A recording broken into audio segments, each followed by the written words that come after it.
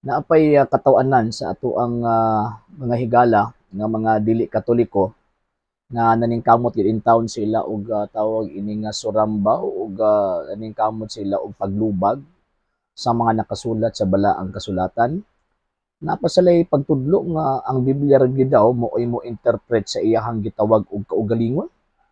Nya pagkahuman ang Biblia pa daw ang pasultion mahitungod daw sa gitawag og mga pagtulunan nga gitudlo ni Ginoong Jesucristo.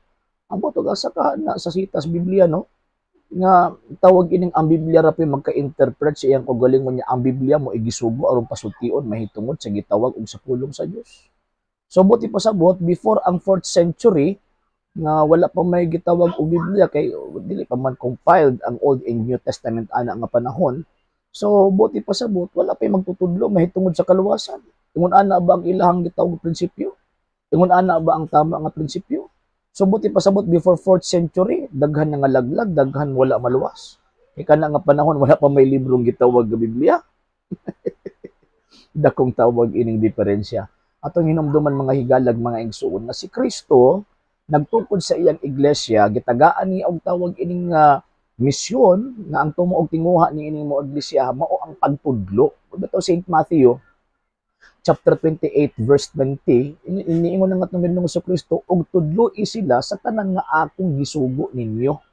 Wala man nisulti si Kristo nga og mabasaha silang Biblia sa tanan nga akong gitudlo ninyo. Yawa po din si Kristo nga Biblia lang inyong tuuhan ya kung wala sa Biblia di tinuod. Di ba?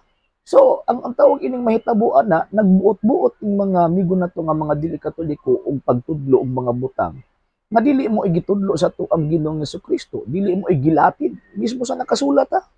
Kay kung ato ang tawag anang sundan ang ilang giingon nga Biblia lang ang maka-interpret sa iyang kaugalingon, wag yun na sa Biblia.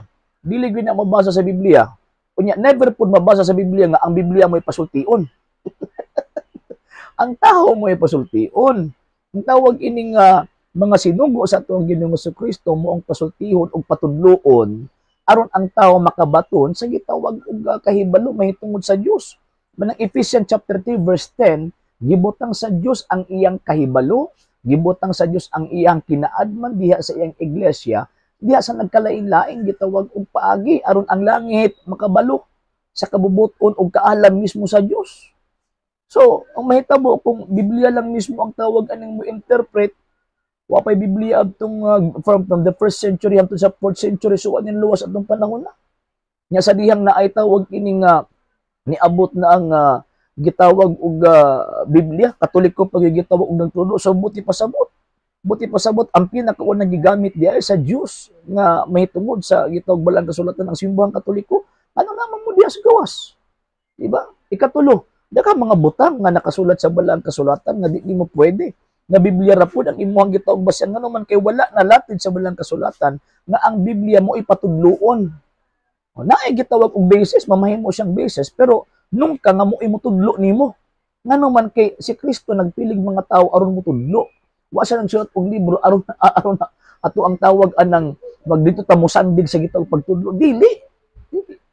Manang dili gid na magbuwag ng tawag ining libro og maestro. Mas mauna dapat ang maestro kontra sa libro. Manang simbahang Katolika na una before panigawas ang Biblia. Nga naman kay mao man ang maestro ang simbahang Katoliko sa gitawag og Biblia. So pag naay magtuo nga Biblia ang nauna, nya pagkahuman Biblia ang patudloon, Biblia ang mo interpret, wala gani na magtutudlo ay dili na mo iyan ni Ginoong Jesucristo kay ang gisud ni Kristo tudloi sila. Wa mingon si Kristo nga pabasaha sila. Dakong diferensya.